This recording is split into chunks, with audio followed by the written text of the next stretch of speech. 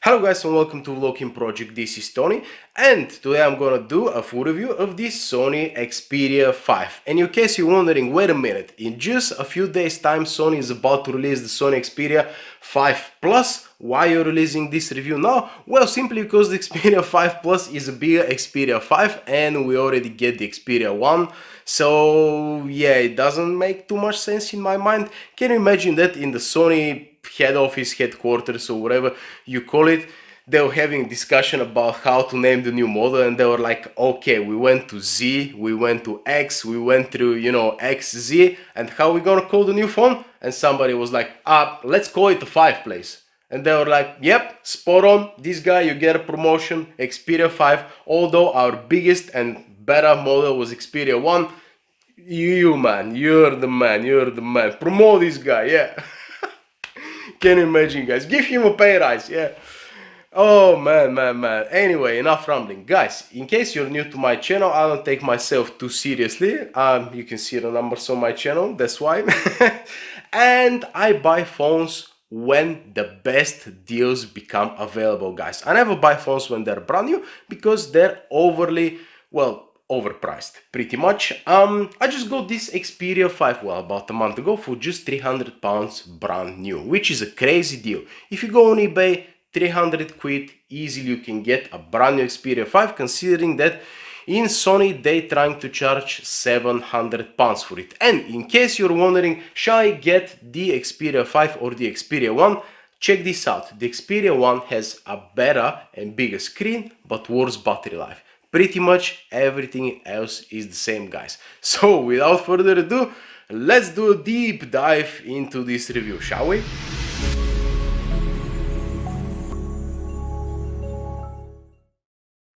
So why should you even consider the Sony Xperia 5, guys? There's an ocean of phones over the internet at the moment. Sony's own Xperia XZ2 and Xperia XZ3 are brilliant devices. You can get one for like 150 quid in perfect condition. So the new form factor, 21:9.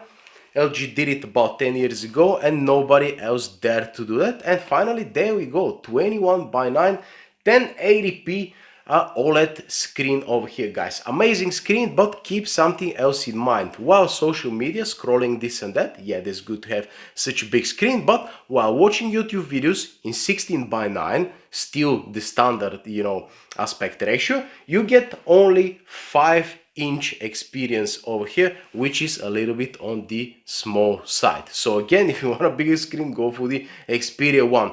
But this is kind of a, like a replacement of their compact series. The phone is exactly as tall as any other phone pretty much on the market. I've compared it with quite a few phones I got over here lying around in my unboxing experience of this phone, so make sure you check this one out. So although I really love the new way the phone looks, pretty much there is still no wireless charging. I guess Sony engineers still can't figure out how to do that for some reason. And what I like about it is, again, it is tall, but it is compact in the same time, guys. And it is very easy to handle with one hand like that. The thickness is just about right. Excellent design. One thing that I don't like is the SIM tray. Is again this flimsy slim tray over here, guys. And of course in the UK we're again screwed. One SIM card and one memory card. There is no option for dual SIM. Yeah, it is what it is. So the next thing is that every time you press the unlock button over here, that doesn't guarantee that the phone is going to activate. Check this out, how many times I have to press it and finally it activates. The fingerprint reader is average at best, guys. Sometimes you press it, nothing happens. Sometimes you press it, it unlocks instantaneously. So I really don't know what they've done, but their mistake was that they on the Xperia XZ Premium, which I recently reviewed by the way, the power button was the fingerprint sensor as well, 2-in-1 solution, and it worked fine, to be honest with you. There was no need to change that, but instead they went for the power button over here, which is underneath the fingerprint reader. So sometimes when you want to press it, you're like, shall I press the button first or the fingerprint reader first? And it kind of gets into your way a little bit, so this is really stupid. And the other stupid thing is this shutter button over here. Now the camera purists are gonna be like, man, that's the only phone in the market with still the camera button. Look man, the camera button, I have nothing against it, but the phone has issues with the autofocusing, especially in macro and especially with the telephoto camera, which makes this button absolutely useless. But more on the camera, I'm gonna do a separate video about that. The other thing that they messed up with this phone was the face unlock. The moment the phone got updated to Android 10, face unlock just vanished. I even used some shortcut applications to get access to the face functionality of this phone, and it instantaneously crashes, guys, which is a shame. People say that, oh, it's because of Android 10, this and that. Listen man, I've got a bunch of phones over here with Android 10 and all of them has face unlock. So Sony, no excuses for having no face unlock on this phone. Why? One other thing that hasn't changed at all is the headphone output. Still no 3.5mm jack, and the adapter in the box is average at best. They show a little bit of improvement in the speakers department, so finally Sony has a usable stereo speaker setup.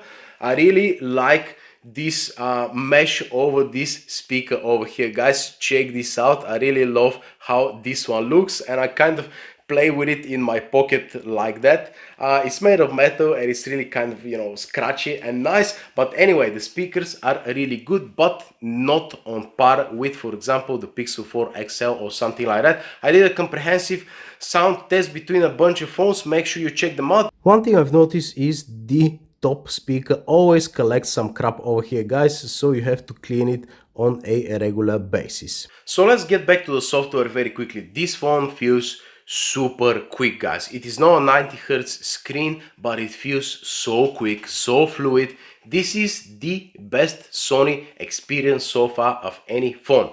But I already said that the face unlock is missing, the themes are missing as well, and you cannot change your own icons in the stock launcher, which is a bummer, but pretty much everything else is on point. You've got a dark mode as well, so software wise, don't worry about it. The performance is absolutely amazing. During my benchmark results, which you can find on my Twitter page, by the way, I get better FPS than the Asus ROG gaming phone 2, guys, which is absolutely crazy. Gaming wise, thumbs up. But you should keep something else in mind. Not all games are optimized for 21:9. On some games you're stuck with 16:9, and again you're back to only 5 inches on the screen, which is not brilliant, but it is what it is. One other thing with the software is the auto rotate issues. You're just checking a random photo in your album and you want to rotate it like that. Nope, it's not gonna happen like that, guys. You have to shake the phone a few times, and check this out. You turn it back. Oh, come on. There we go. One other thing I should mention is that the phone weighs only 163 grams, guys, which makes it very lightweight and one of the lightest on the market. The problem with that is that the battery inside is only 3100 milliamp hours, but I'm very happy to say that Sony, I don't know what kind of magic have they done, but once I reached 9 hours of screen on time, guys. That's absolutely mind-blowing. Let me show you my battery shortcuts. Check this out, guys. 6 hours. Almost 6 hours, over 6 hours, 5 hours and a half, almost 7 hours over here. Check this out, guys. 9 hours and 20 minutes. What? 8 hours and 5 minutes over here, 6 hours here, 5 here, 8 here, 7 here, 7 here, 5.5, 5.5, 7.5, almost 8, over 8. 8, 6 and 15, 7. So we already talked about the lack of wireless charging, and you might think, well, at least the phone probably charges quicker. And you're right, for half an hour you get 43%, and you're like, yeah, in 1 hour I'm gonna get a full charge. No, 2 hours.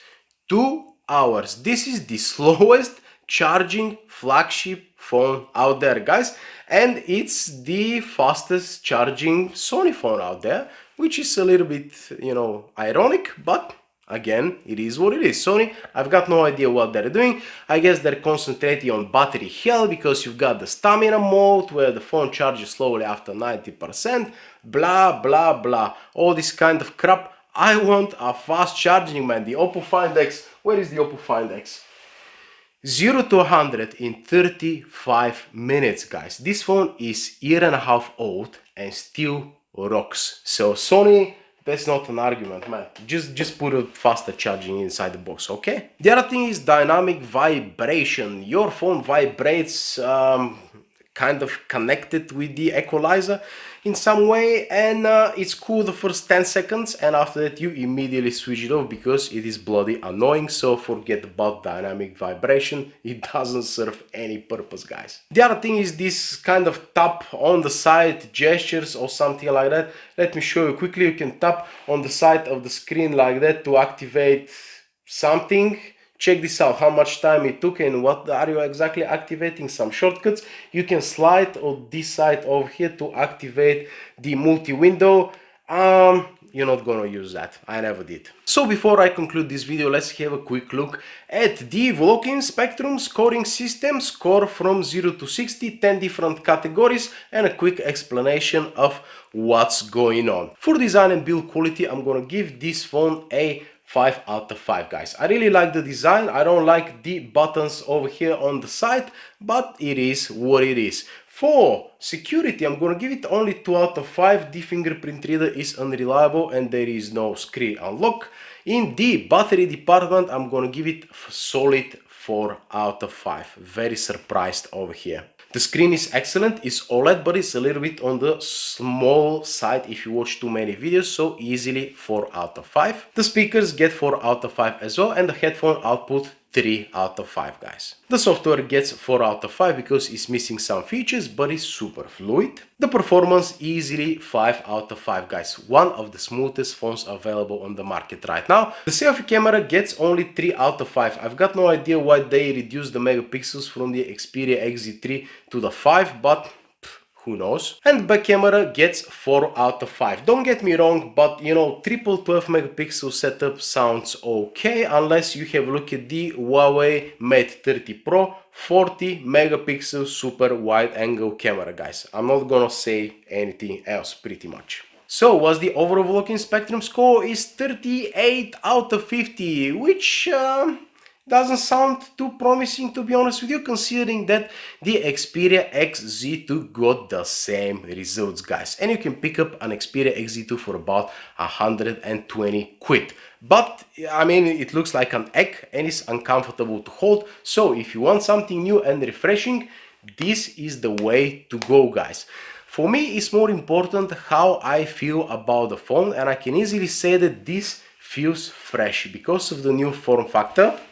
And, and because of the excellent performance, guys. Unfortunately, on the negative side, the Sony cameras have never been proper flagship grade, and again, they aren't, unfortunately. So in terms of, you know, holidays, if you go on holiday, that's not the phone to get. I would easily get my Mate 20 Pro or the Oppo Find X any day, guys, because people moved on. You've got 32 megapixel selfie cameras, you've got 40 megapixel wide angle cameras, man. And Sony, they've put 3 cameras and they can't really figure out, you know, how to use them properly. But I'm gonna talk about that in my full camera review, guys. So for now, 300 quid for the Xperia 5. Yes, definitely a go if you need a smaller and narrower phone. If not, if you want a full flagship Sony experience, go for the Xperia 1, which I just bought for £200 on O2. So yeah, stay tuned for that one in the near future, guys. Thank you very much for watching. If you have any questions, feel free to ask them in the comment section below. I'm gonna answer to everybody. So thank you very much for watching, guys, and see you in the next one. Adios.